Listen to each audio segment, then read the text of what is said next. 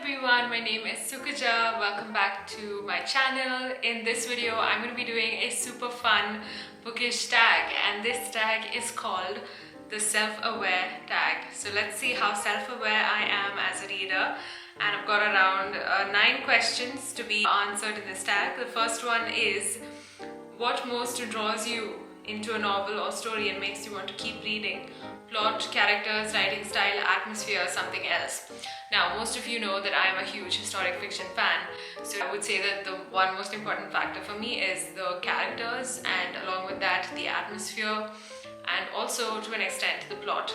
So since I love reading historic fiction, it is important for me as a reader to see that the books that I pick up have a lot of atmosphere in them in order for me to really enjoy them, and also some memorable characters thrown into the mixture really won't do any harm. So I really appreciate books that have great characters and a little bit of atmosphere and a fast-paced plot. Like for example, The Gentleman in Moscow, which had all of these 3 ingredients. It had lovable characters, it had a great plot, and it was fast-paced, and also it had really good writing. I would rank them in this way, like first it would be characters, and the second thing would be the plot, and the third thing would be the atmospheric writing. Coming to the second question of the tag, what is a convention or trope that will immediately turn you off in your reading experience with a novel or story?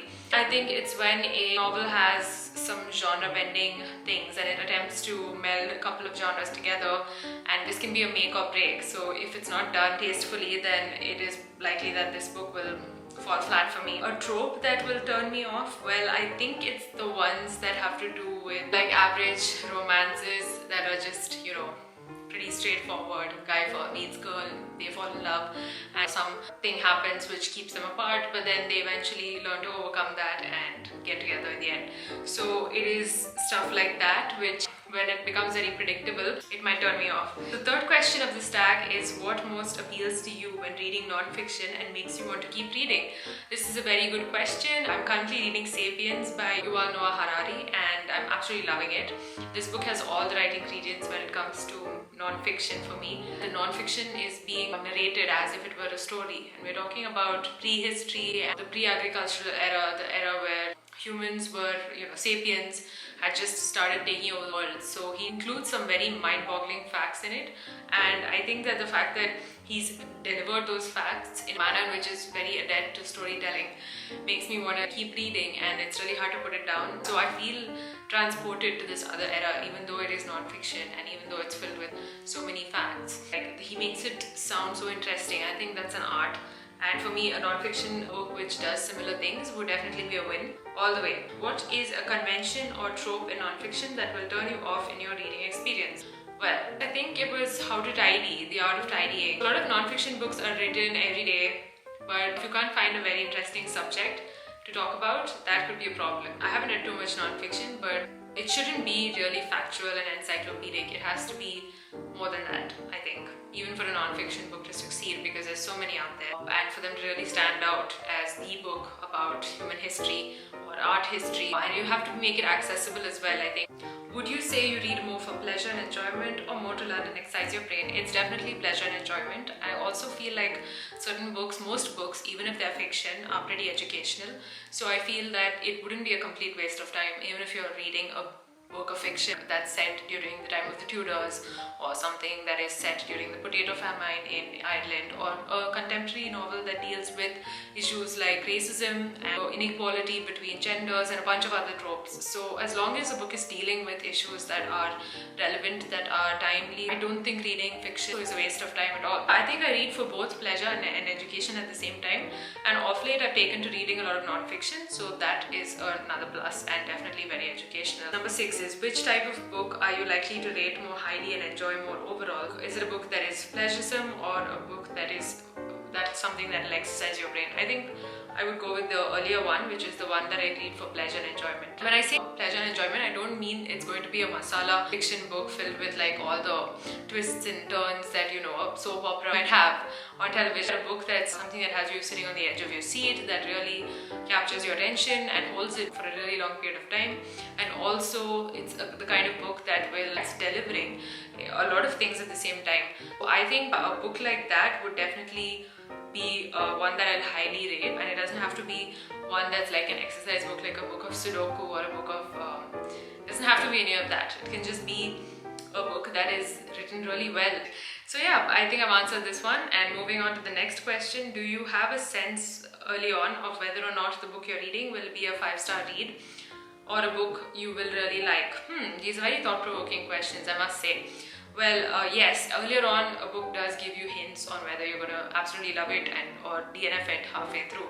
And I think often the latter is true, that I felt like this is not going to work out right in the beginning, and it actually turned out to be that way, that I've had to put it down because I was right and it didn't turn out that great. But when it comes to a 5-star read, yeah, like if the first 50 pages were amazing, obviously you are going to feel like the next 300 pages are going to be great too, but then you never know, there might be somewhere after the 13th chapter out of 20 chapters that things start to turn for the worse and things might not work out well. And you know, when that's the case, you can never really predict, especially 5-star reads, you can never really predict whether it's going to turn out well or not for you.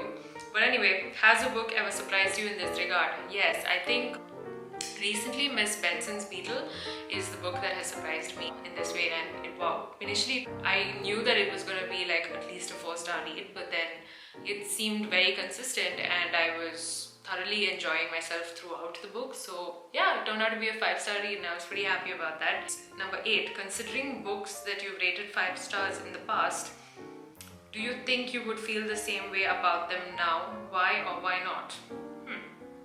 Right, let's talk about The Secret History by Donna Tartt, which I read around 3.5 years ago, and I rated 5 out of 5 stars. But then recently someone on Instagram told me that they didn't like it as much, and then I realized maybe it's time for me to reread the book and see what I feel, because maybe I was enamored by the stuff that the book talked about 5 years ago or 4 years ago, because I was in a phase of my life where, you know, it was really interesting, everything that was going on in that book. But maybe now it's different because I have obviously evolved as a person from what I was 4 years ago, and the same kind of tropes and things might not appeal to me now. But God forbid, I actually really like The Secret History, and I know that I wrote with such fervor and I wrote the review about it that I really liked it. So I hope that that feeling remains, and there's only one way of finding out, of course. Actually picking up the book and reading it again to see whether you still feel that way about it. In the meantime, I would need to tag a few people for this, and I would not. If you watch this video and you're a booktuber, please consider yourself tagged. And I hope this video is fun, and I will be back soon with more bookish content. February was a reading month for me, so I will talk about the one book that I read in February in the next video that's to come. But thank you for watching this. If you liked it, please give it a thumbs up. I ask that you subscribe to my channel and hit the bell icon so that you'll be notified every time I post a new video. I will see you very soon with another bookish video. Meantime, stay safe, stay sane, and see you soon. Bye.